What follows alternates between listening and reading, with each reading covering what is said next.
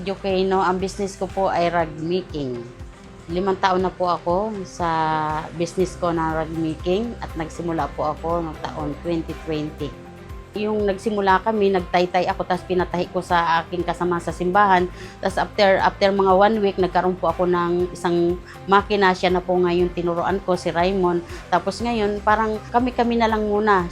Wala pang 10,000, ma'am. Basta wala pa, ma'am, 10,000. Wala, kasi 8,000 yung makina, inutang ko pa yung 2,000, inunahan ko lang ng 6,000, tapos may 1,000 ako, yun na muna yung binili ko na materialis. 2 po yung bayar ko na ngayon, tuloy-tuloy na nag-ano sa akin. Kaya wala pong tumal yung doormat ko na yun, kahit magtag-init, mag-tag-ulan, tuloy-tuloy po yung production po.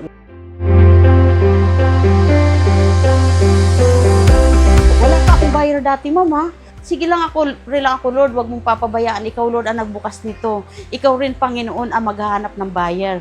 Alam mo pa, yung buyer ko na yan, ma'am, unang-unang nagdi-deliver. Ako rin nirigik pa ako yan, ma'am, kasi ang sinasabi sa akin, bakit, Ate Jo, ang nipis nito, ang pangit ng basahan mo, ganyan-ganyan. Basta pinapakinggan ko, tapos dirinili ko naman sa aking mananahi na, uy, ang ating doormat, ganito daw, kailangan natin. Tapos, purihin ng Panginoon, hanggang ngayon siya talaga ang buyer.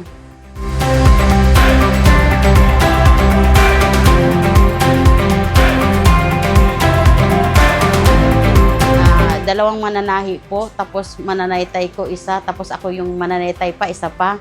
Tapos may isa po ako yung kapitbahay na 2 na nagpa-part-time. After pagsundo nila sa bata, paghatid, yan na po yung libangan nila sa loob nila ng bahay yan. Ang bali, 5 po sila lahat. Pang-anim ako na nag-ano din kayo, makita nyo may mga dyan sa baba kasi nagtataytay din po ako, ma'am.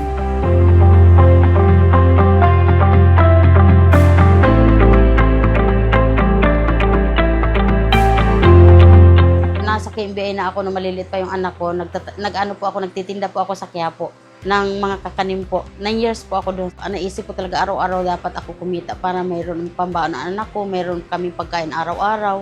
Kasi po, una naman, kung mamasukan ka, ang sahod, 1 week or buwanan, ang anak ko pumapasok, tapos asawa ko, wala pang trabaho mga time na yung masyado. Hindi ko po talaga mulat-mula nag-asawa ko, hindi ko po talaga sanayan na pahiram ng pambaon, hingi ng pambaon, ng bigas, parang ganun. Talaga sinika po talaga na Mas ako na lang ang makatulong sa kananay ko, sa mga kapatid ko, kaysa ako ang tulungan.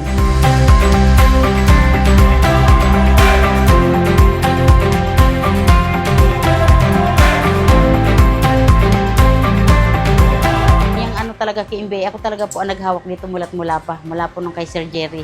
Parang 2 beses ako linigawan ni Sir Jerry niyan eh. Sabi mo, sali ka, ma'am, sabi ko ayaw ko. Tapos bandang huli, parang inano din ako na, sige, sumali na. Tapos bandang huli, ako din ang pinahawak na, parang ganun. Nag-stop lang ako kasi may maraming mga ginagawa. Sabi ko, ipaubaya ko muna sa iba hanggang sa sumali na naman ako.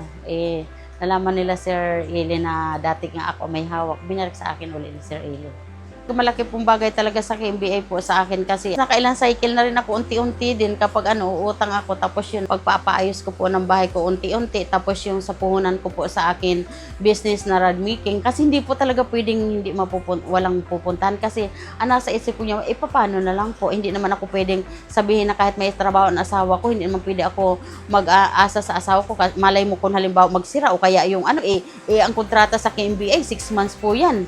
Iba itong pinasok natin utang ito. Ang ibig sabihin, pangalagaan mo ang weekly payment mo sa KMBI para tuloy-tuloy. Dapat mayroon kang word of honor ka dyan.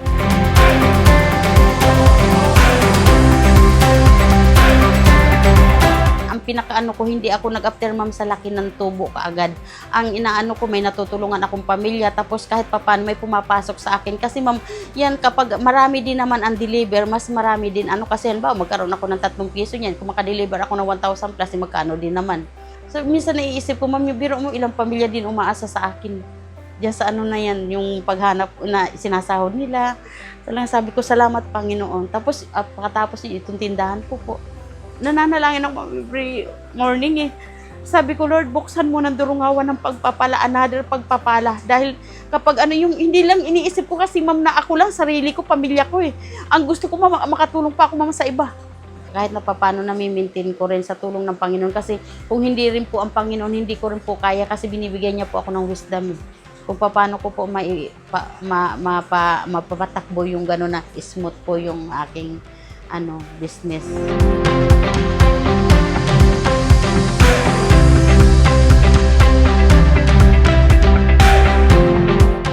Ang gusto ko lang po na iparating sa mga gusto pa na magnegosyo at yung magninegosyo na at sa mga nawawalan sila ng kailangan tiyaga lang talaga. Tiyaga, tapos mayroon po talagang mayroon ka dapat determinasyon sa sarili mo na kailangan kaya mo to.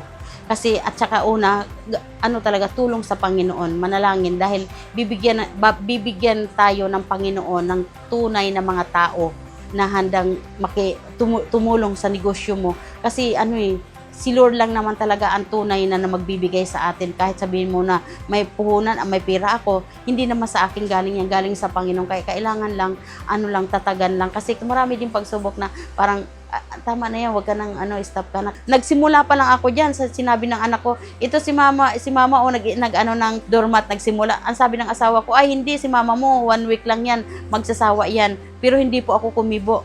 Kasi dati pandemic po yan, stay-in siya. Nung dumating na siya sa bahay, nakikita niya pagod na, tumigil na daw ako kasi wala naman daw ako kita ganyan. Hindi pa rin po ako kumikibo. Hanggang sa kasalukuyan talaga, sabi ko, Lord, ikaw ang bahala. Ano man ang mangyari, Lord, ikaw ang nagbukas, walang makakapagsara. Tuloy-tuloy mo ako gagabayan. Kailangan tiyaga lang po tayo. Kasi kapag wala po tayong tiyaga, wala po tayo talagang maaani. Kasi kung wala kang itatanim, wala kang aanihin. Unang-una itatanim mo yan. Tanim yung pag-put up mo ng negosyo eh. Tanim ka, hindi naman kaagad yayaman, parang kaagad magkapera.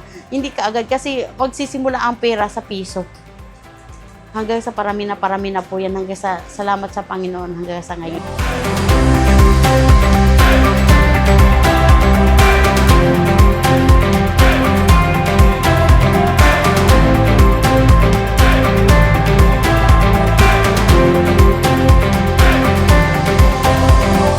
Ako po si Josie Joquino, program member ng KMBI ng QC1 branch, certified kabalikat at negosyante masaya dito sa KMBI.